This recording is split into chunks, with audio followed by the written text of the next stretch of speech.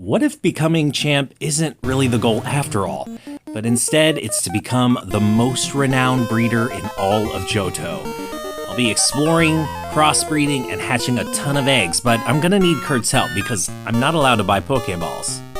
I'm I Want Your Burger, and today I'm reloading Pokemon Gold as a novice breeder, aspiring to build the finest breeding program in Johto and see if we can breed the very best. Of course, we can't go it alone. If we're going to become a renowned breeder here in Johto, we're definitely going to need a partner. And Professor Elm is certainly right. It's a very important decision. All three are rare indeed, but I need someone with strong roots to lay the foundations for our breeding program. So after some deep consideration, I'm choosing Totodile. And twice as nice, it already comes in its very own Pokeball. I think the breeding program is already off to a great start. Snapper is our first legacy Pokemon. It's unique in Johto and can help us establish more bloodlines as a matriarch. It'll be able to produce 2 eggs before it gets retired from the breeding program, but if any stock faints, it'd be too stressed to breed. Therefore, as any self-respecting breeder would do, on my way to collect the mystery egg from Mr. Pokemon, and on any expeditions into new habitats, I'll need to keep my livestock in tip-top shape. As for the contents of the egg, any good breeder here in Johto would say it's a feeling, almost prescient, but Elm would still be astounded to know it's a Togepi. We have to leave it here for research for the time being, but we don't leave empty-handed. That's right, we get our first 5 Pokeballs. 5 opportunities to expand our breeding program. However, free Pokeballs don't come around very often, so until we meet Kurt, we gotta be a little bit selective here. To breed the very best, we'll need to be resourceful and plan our expeditions into Johto's many habitats. On the way to Kurt's place, Snapper and I stop overnight in Violet City to rest up. And the next day, we'll use our Pokedex to track the movement of some of the Pokemon in the area. But not all stock for the breeding program is wild. In fact, some potential breeding stock can be acquired through trade, but with only a handful of Pokeballs at the moment, hunting wild stock for a trade may not always benefit the breeding program. So my priority for now is unlocking Kurt's expertise. As an up-and-coming breeder, I'm not interested in battling so much as I am in expanding my breeding program and making a name for myself here in Johto as the master breeder. However, if I'm gonna rank up and access new habitats, from time to time, I'll need to test my Pokemon in battle with leaders like Faulkner. And just after the battle, Elm gives us a ring, asks us to meet his aide at the Pokemon Center, and gives us our very first egg. Getting the Togepi egg is a momentous occasion for our breeding program. We have yet to throw a Pokeball, but soon we'll need to invest in some wild stock. Many different Pokemon cohabitate Route 32 and Union Cave, but as we get a lay of the land, we also encounter trainers who like to spar for fun. And while battling isn't my primary goal here, I can use their team data to find specific nests using the Pokedex. Not to mention, when our new friends are up to battle, we can make them useful in training hatchlings and freshly caught wild stock. Some might even inform us of when Pokemon swarms are in the area. After all, we're gonna have to start throwing balls sooner or later if we mean to become a master breeder. But not every encounter is gonna be worth it. Luckily for me, another trainer's failed capture equals 1 free ball for me. As I scout the area and gather resources for my first real expedition, I smell fish, and it ain't Magikarp. This bloke is engaged in rocket activity for sure. I mean, who else would harm the helplessly stupid Slowpoke? Looks like my first day as an aspiring breeder is gonna be a real test. Better top up at Nurse Joy's counter and start looking for the perfect specimen for the breeding program.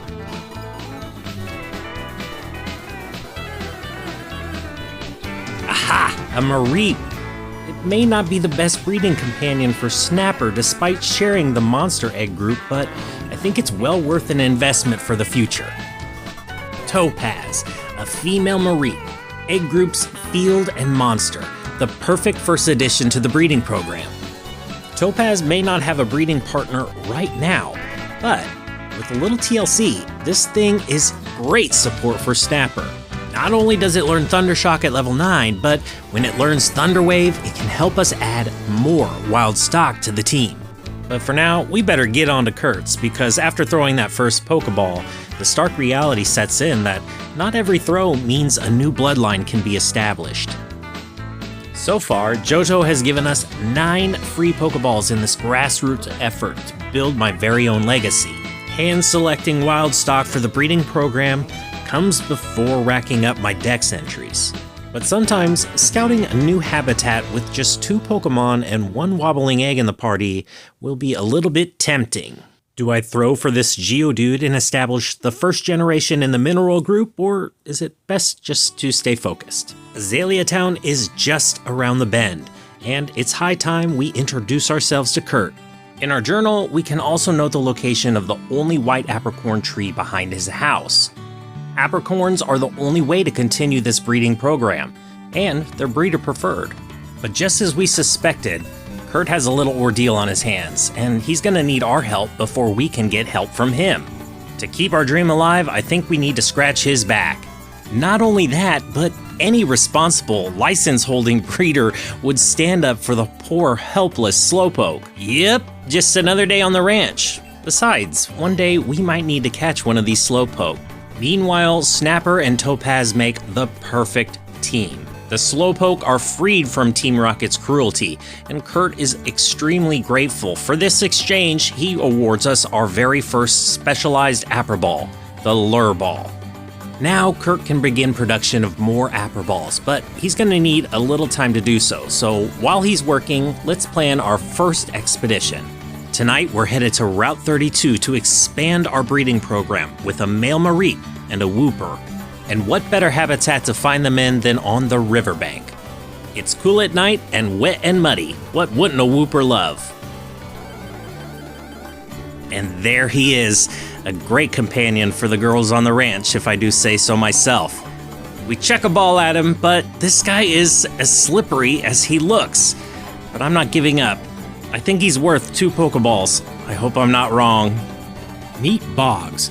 He may have cost 2 Pokeballs, but this little guy could pair with both Topaz and Snapper, sharing their monster egg classification. And if he's raised properly, he can provide support and utility on future expeditions. But tonight's hunt isn't over just yet. Another Mareep can help us establish good genetics in the field or monster egg groups. With the right partner, we may be able to pass favorable traits down through his bloodline. Time to record the results in our journal. We successfully caught our targets at the expense of 3 Pokeballs. Rating fair, but not exceptionally efficient. Kurt's just started working on that first Aprirball, so I think it's a good time to start bonding with Boggs and Shocks. Once our new wild stock is domesticated, we can head back to Azalea Town to set up camp. But before we can even make it back via Union Cave, our mystery egg starts shaking wildly. And as an aspiring breeder, moments like these are a true thrill. Surely, hatching our first egg is proof of the breeding program's fledgling success. After 2,650 steps, Hatch becomes the founder of the fairy bloodline. And it's so cute, but maybe a little scary too?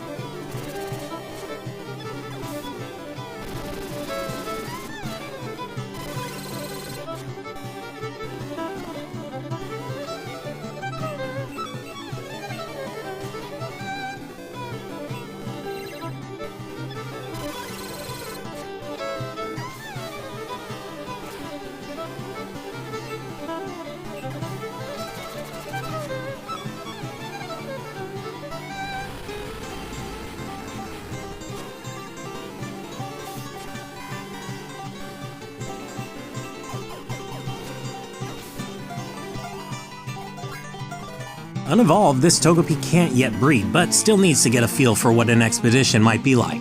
I think this one's gonna be just fine, but we need more resources first, and Kurt just finished a fastball for the breeding program. We'll leave Kurt with another white apricorn for the day, but soon we'll need the other 6 apricorns and new habitats to continue expanding our breeding program.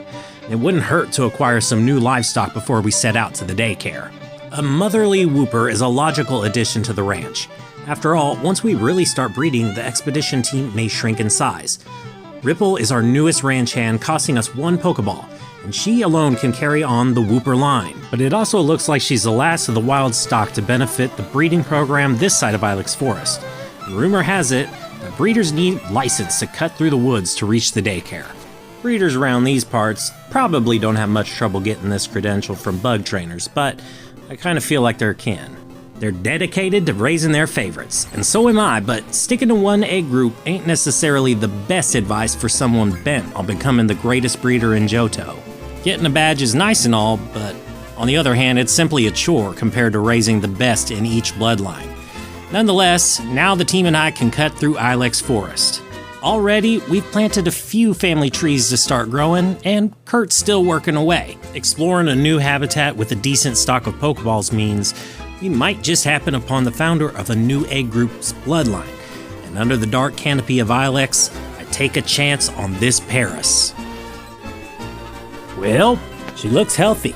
Small? Yes, but a good breeder sees potential. Surely if we can paralyze it, we can get it in a ball no problem. Once the first couple's in the daycare, we're gonna need some utility. And dag nab is she a feisty one too. Shock sure did slow her down, but looks like it's gonna be a fastball. Come on now. Kurt won't be done with that next fastball for a while. Amanita, the founder of the Grass and Bug Bloodlines. But more immediately, she's gonna help us cut a path to the daycare. Amanita's not compatible with any of the Pokemon in the breeding program so far, but either way, it's time to prove our worth as a breeder and select our first pair. Let's see, egg groups, Water 1, Monster, Field, Bug, and Grass, and Togepi, unbreedable. Plus, they can only lay 2 eggs each, but Mom's genetics will decide the species. The daycare man will raise Boggs, and the daycare lady will nurse our Topaz. Both of them share the monster egg group and will lay a Mareep egg, establishing the second generation of either the field or monster group, depending on its gender. My Wooper and my Flaffy may be an odd couple, but they're getting along pretty well. And with the foundations laid for the most renowned breeding program in Johto, we're one step closer to attaining the title of a Master Breeder. But I won't be putting all my eggs in one basket and sitting around waiting for them to hatch. I'll need to discover everything that Goldenrod can contribute to the breeding program. Not just that, but the wilderness to the north of the city. We hatched Togepi, started cracking Apricorns, and paired our first parents, earning us apprentice rank. I might want your burger. Thank you so much for sticking around. Be sure to give this a like and subscribe. Stick around for the next one. Peace.